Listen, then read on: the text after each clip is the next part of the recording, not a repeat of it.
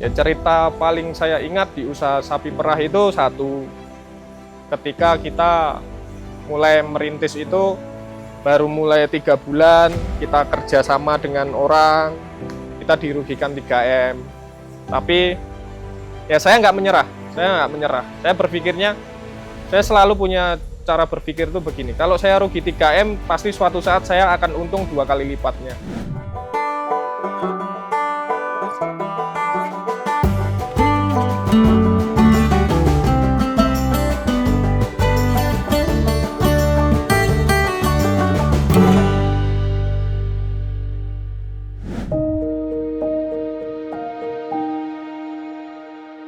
Assalamualaikum warahmatullahi wabarakatuh. Nama saya Bayu, saya peternak sapi perah dari Kabupaten Pasuruan, Jawa Timur. Usia saya 28 tahun, kandang saya berada di Kecamatan Purwodadi, Kabupaten Pasuruan, Jawa Timur dengan populasi kurang lebih 500 ekor.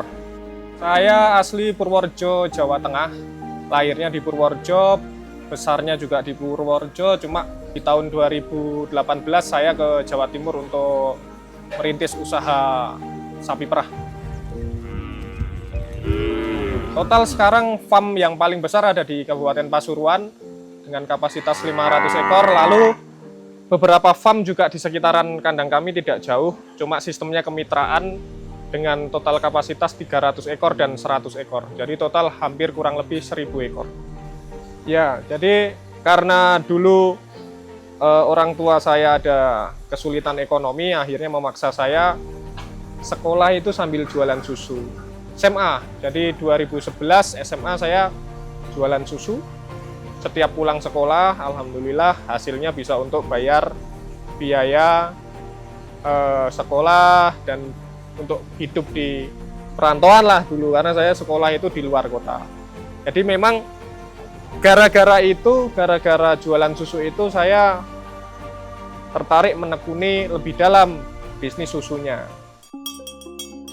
Jadi saya usaha susu, kenal dengan dunia susu itu di tahun 2011. Waktu itu fokus bisnis utamanya di jual beli susu dulu.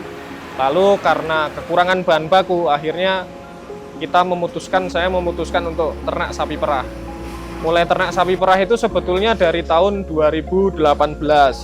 Tapi pada waktu itu sistemnya adalah kita nitip di mitra-mitra kita. Akan tetapi setelah kami pelajari, ada plus minusnya, kami nitip di mitra-mitra kita. Akhirnya di tahun 2021 kami memutuskan untuk full memelihara sendiri. Kenapa kami memutuskan memelihara sapi perah sendiri? Karena dengan kami memelihara sapi perah sendiri, kami bisa mengontrol kuantitas dan kualitas yang dibutuhkan oleh pasar. Kita bisnis susu itu di 2011. Saya 2011 itu sudah jualan susu. Jadi jualan susu door to door ke konsumen, susu pasteurisasi dengan sistem pembayaran cash. Cuma pada waktu itu berjalannya waktu, bisnis jual susu ke customer, ke end user itu mengalami beberapa kendala. Salah satunya ketika hari raya ataupun tanggal-tanggal besar dalam kalender kerja 1 tahun, otomatis karyawan kita ini tidak bisa jualan susu karena harus libur. Yang terjadi resikonya ketika libur, banyak susu yang menumpuk karena susu itu kalau sudah panen tidak bisa di stop. Jadi setiap hari petani ataupun mitra-mitra kita itu jual susu ke tempat kita. Akhirnya di sekitar tahun 2019-2020 itu saya memutuskan untuk mencari relasi jualan susu ke pabrik, yang dimana terkenal di Indonesia itu pabrik susu itu tidak pernah ada liburnya. Ketika jualan susu itu saya merasakan bahwa penghasilan dari berjualan susu itu di atas rata-rata penghasilan orang yang bekerja di Indonesia. Akhirnya 2019-2020 saya mulai merintis usaha secara mandiri untuk berjualan susu ke industri pengolahan susu. Sembari secara perlahan saya membangun farm saya sendiri. Karena apa? Karena sejauh ini saya berbisnis susu ke industri itu, susu yang saya jual adalah susu-susu milik mitra-mitra kami yang ada di desa-desa. Jadi kita bermitra dengan para peternak sapi perah di Kabupaten Pasuruan, Kabupaten Malang, Kabupaten Tulungagung, ya beberapa kota-kota yang menghasilkan susu di Jawa Timur, kami insya Allah bekerja sama dengan mitra-mitra kita, peternak-peternak rakyat yang ada di desa-desa. Jadi awal mula jual susu, beli peralatan pun juga dari uang sendiri. Cuma memang karena kami juga cukup aktif di beberapa media sosial, ada juga investor yang masuk di perusahaan kami. Jadi kami, badan hukum ini adalah perusahaan, ada beberapa investor kami yang ikut mempercepat pertumbuhan perusahaan. Di tahun 2018 akhir, 2019 awal itu, seingat saya pada waktu itu, saya jual susu ke pabrik itu belum punya yang namanya DO atau belum terdaftar sebagai supplier pabrik. Yang saya lakukan pada waktu itu adalah saya pinjem DO ataupun pinjem surat jalan orang-orang yang sudah menjadi suppliernya pabrik susu. Nah, pada waktu itu suka dukanya adalah pernah susu kami tidak dibayar, pernah pasarnya tidak jelas, sehingga barang menumpuk di cold storage kami, sehingga pada waktu itu awal merintis 3 bulan pertama itu sudah dihantam kerugian itu kurang lebih 3M. Itu sekitar tahun 2019-2020 lah. Itu sudah rugi dulu 3M. Jadi baru coba 3 bulan jualan susu ke pabrik sudah rugi. Cuma saya tidak putus asa karena memang kami yakin pasti ada hikmahnya dari setiap kejadian. Jadi alhamdulillah setelah itu kami ditemukan jalan, dibimbing. Karena keadaan itulah, karena kesulitan itu kita punya delivery order sendiri ke pabrik. Kita punya surat jalan sendiri ke pabrik, kita terdaftar jadi supplier pabrik. Sampai dengan hari ini alhamdulillah lancar. Ya sempat di tahun 2023 karena memang kondisinya pada waktu itu ekonomi makro maupun mikro kita bermasalah.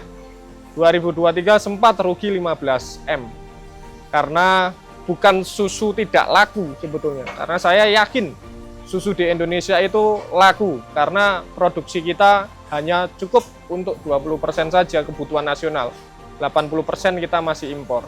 Yang terjadi pada waktu itu di 2023 adalah karena memang kebijakan saja, regulasi yang tidak berpihak kepada peternak sapi perah mengakibatkan tidak hanya saya, banyak supplier-supplier susu di Indonesia mengalami kerugian dengan nominal yang fantastis. Ada yang 10 miliar, ada 12M.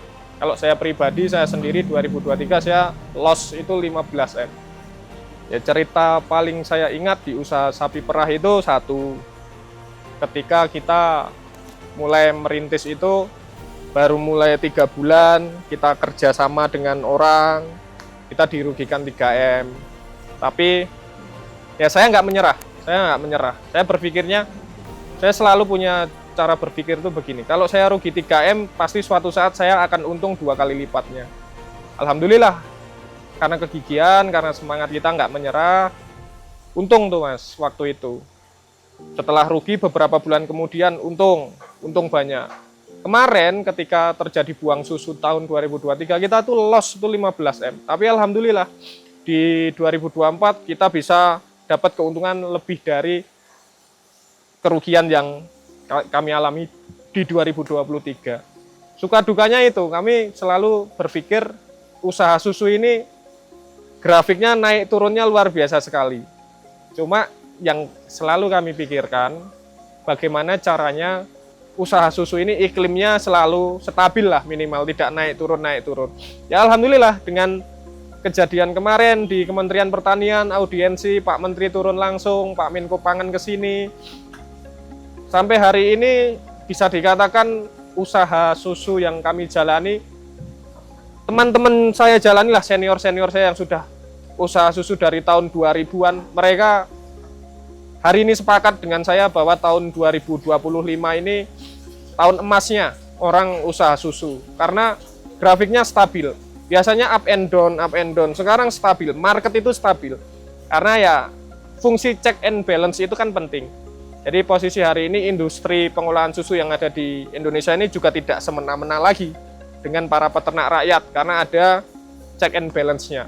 Jadi suatu saat misalnya, mohon maaf, oknum-oknum pabrik ini ada yang nakal, ya ada yang berani bersuara. Kuncinya di situ, ada yang berani bersuara. Kalau nggak ada yang berani bersuara ya cuma pasrah aja, ya tidak akan pernah ada perbaikan.